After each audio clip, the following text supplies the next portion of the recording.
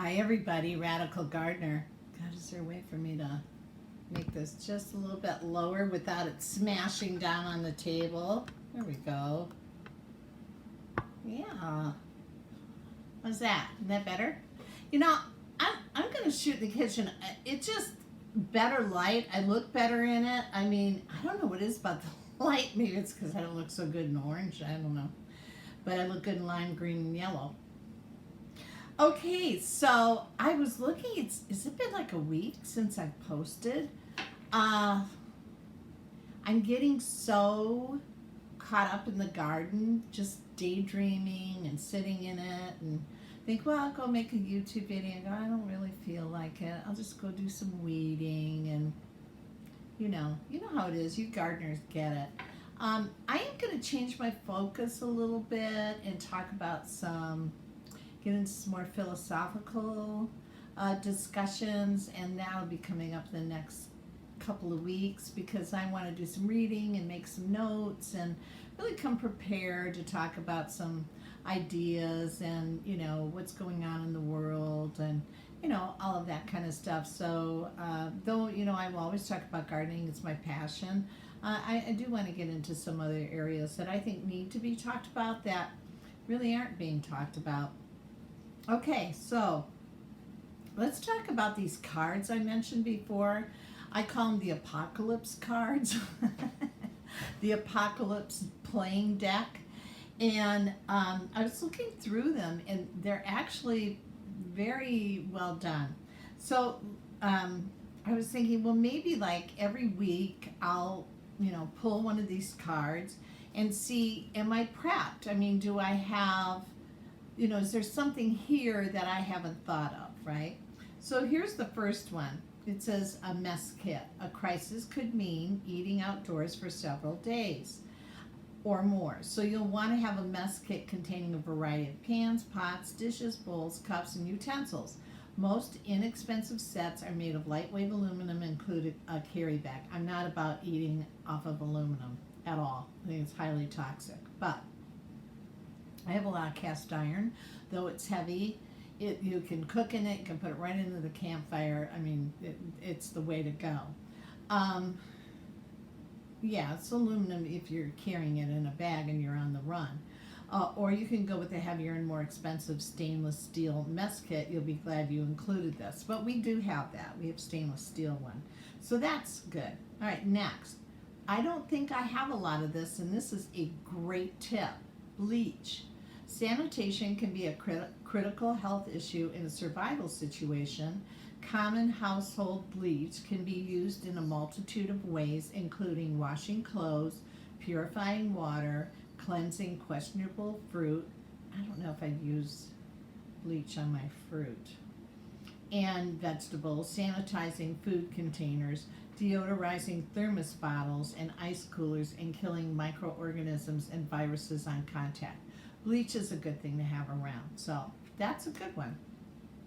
So we're going to Costco this weekend, and I'll just pick up some more bleach. Paper products. How are we doing on paper products? I know we have a lot of plastic utensils because I had them left over from my studio, but not so much paper products. In addition to the items in your mess kit, make sure to have plenty of paper plates, cups, and bowls packed away. They will be particularly useful the longer you are in survival mode because you won't want to use all your water supply for cleaning. Paper bowls will come in handy for cereal, soup, pasta, etc., so include plenty of them. It's not a bad tip. You can get anything out of a bowl, so don't even bother with the plates. They're usually flimsy, and to get better ones are plastic. You don't want to buy a lot of plastic, so just get some really pretty good sturdy bowls that are made out of cardboard paper. Okay, so that's one. Again, that's a Costco thing. Okay, fire starters. The single best fire starter you can possess for easy access and quick results is a disposable cigarette lighter. Everyone in your family should have at least one of them. Magnesium sticks, which are waterproof and immune to extreme weather conditions, are very reliable. Also, stockpile waterproof matches, charcoal, and lighter fluid. A fire could save your life.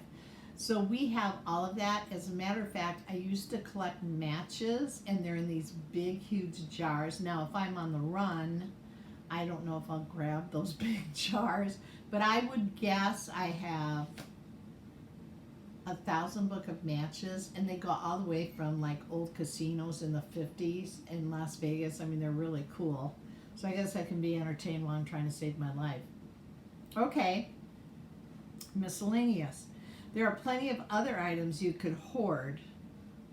Here's a list of some of them. Can opener. Well, yeah, we got so many can openers, it's ridiculous.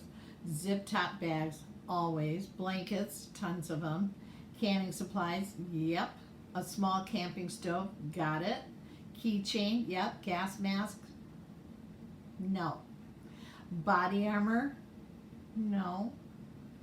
Let's see.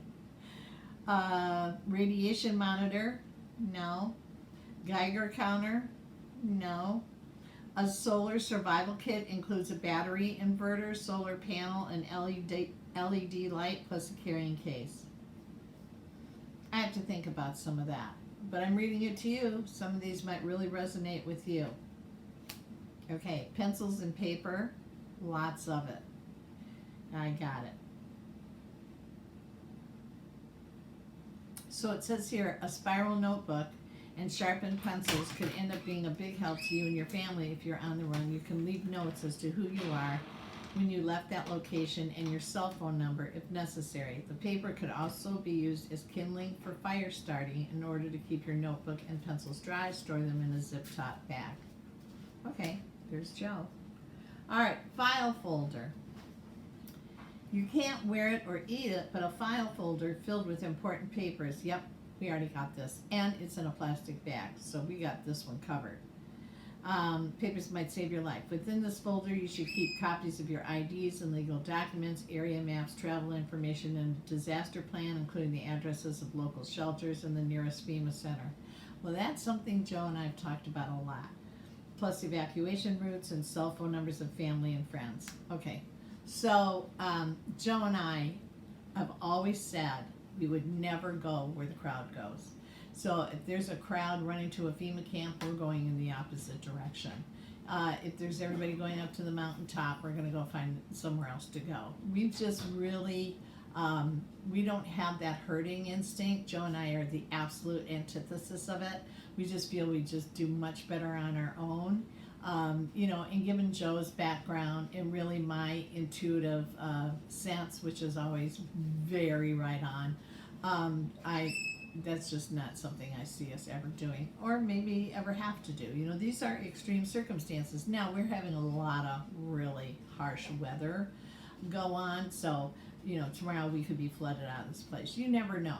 So I'm not being cocky at all or, smug, but I just have a feeling. I have a feeling about what may be in store for us and what it is that we're going to need. And I've always been really clear that we need to grow our food. I've always known that that was important for us to be well armed. I've always known that's important. And, to make sure I have enough supplies for my animals. And, I've just used my intuition about what I think is important, what we should have around. Okay, books. In an emergency, especially one that knocks out the power grid, there will be moments when you just want to relax and take your mind off your troubles. With TV out of the picture, that would just be doing me such a favor. To take your mind off your troubles. With TV out of the picture, you'll want to have books, magazines, and other reading materials available. At least one of those books should be a military manual, which includes useful survival tactics. I've talked to you about this. I've done so many videos about books that you should have. Of course, the YouTube is disposed of them, but I had, you can download the Ranger manual, survival manual. You can down the one that the SEALs use. I can't remember what the name of that one is, but you can download that and have that on your phone. I've got the Foxfire books. Honey, isn't it the Ranger book that? Ranger Handbook. The Ranger Handbook. And what's the first sentence in the Ranger Handbook? Oh, you're thinking of the first rule of Rogers Rangers. Oh, Which first, goes back to the Revolutionary War, and it's don't forget nothing. that's the first rule. Don't forget nothing. This is why I'm married to him. So anyway, yeah. So, but in the Foxfire books, I'm still collecting those. I'm going to order a couple more. You have that series of Foxfire books. You have the book When Technology Fails. These are great books. I have some cookbooks. Yes? The Special Forces Medical Handbook. The Special Forces Medical Handbook, Joe said, is a must. And you can, I think, download that one too. Yeah. Yeah, you can. See? So he's very smart. He's very smart for a husband. Okay. All right. So Foxfire books, When Technology Fails, and I have some cookbooks I really like. And you know, there's a great book would be How to Make Bread. You know, simple stuff like you can make quinoa bread just with water and quinoa. You know, I mean, you know, things like that. I have a huge book with recipes stuffed in it. I've got a cookbook and some, you know, how to cook with 3 ingredients. You know, stuff like that. All right, bug off. If you end up having to spend a significant amount of time outdoors during an emergency, insect repellent and rodent poison could become 2 of your best friends. In addition to being a huge annoyance, bugs and rodents carry diseases, which is the last thing you need in an emergency. Also consider a mosquito net to wear over your head as it packs very easily. That is a really good idea, and I hate mosquitoes. But you know, I also there's essential oils that you can use. You know, Thieves works for me so that I don't get bit. But I also wear I wear it's a chip on my in my little pouch that wards off ticks and mosquitoes and works like a charm. So so I use that, and but there are essential oils that really work. Purification oil is one. The Young Living purification oil really works.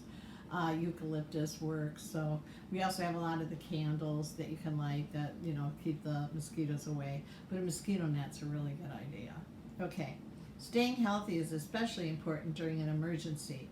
One way to help keep you and your family from getting sick is to keep everything sanitary. Among the cleaning supplies you should stockpile are bleach, dishwashing liquid, paper towels, vinegar, soap, hydrogen peroxide, laundry detergent, buckets, cloths, and sponges. Okay, I'm a huge fan of the Dr. Bronner stuff, and you can use that for everything. You can wash your hair with it, you can wash your face with it, you can wash your dishes with it. You know, I'm just a fan of that. And so I bought huge bottles of it. And so I have that. Also, what else do I have here? Paper towels, not so much. We're a bar towel kind of family. Let's see, vinegar, I have lots of that. Soap, I need to order more. But again, I have the Dr. Bronner's, which you can use for anything. Hydrogen peroxide, I could use more of. Buckets I have, cloths I have, and sponges I have. Okay, let's go for the last one here. This is 8 cards. Lighting. In addition to flashlights, you should have other lighting devices stored that could be carried or placed in a stationary position in a crisis. They include candles, oil lamps, and propane lanterns. Another lighting tool is a glow stick, which provides hours of light and is safe and easy to store. In fact, it's a good idea to have a number of them stockpiled. It is a really good idea. What I have is I think they're called baker's candles, but each candle burns for 100 hours, and I ordered those a gazillion years ago. And I have, I think, 100 of those. So I'm fine on light. But, and you know, you just put something over it, you know, glass something and put it over, which I have a couple things I could just stick in it. And we have a lantern that we use for camping, so we have that. So yeah. So we have a lot of this, but there are some really good ideas here that I haven't thought of. So I thought, you know, when I make a video, maybe I'll read a few more cards and we'll just, you know, maybe it'll just kind of jar your memory, not your memory, but, you know, your brain, and like, wait, I didn't think of that. So yeah, hopefully this is helpful. All right, so I have my 50-year high school reunion coming up in 2 weeks. I'm really old. Yeah, I wasn't gonna go, and now I'm gonna go. I'm just gonna go to they having like a party on Friday, and I'm not gonna do the dinner or anything, but I'm gonna go to the party, and Joe's gonna go with me, so it'll be fun if Joe goes. All right, anything else? Yeah, garden is fabulous. It's just how I imagined it. This is the best my garden's ever been. I've said that before, but oh my gosh, everything is just going crazy.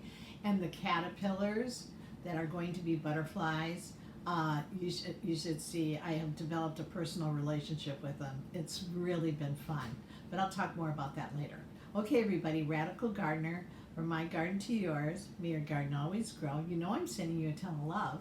All right? Okay, hang in there. See you later. Live in the moment. Okay.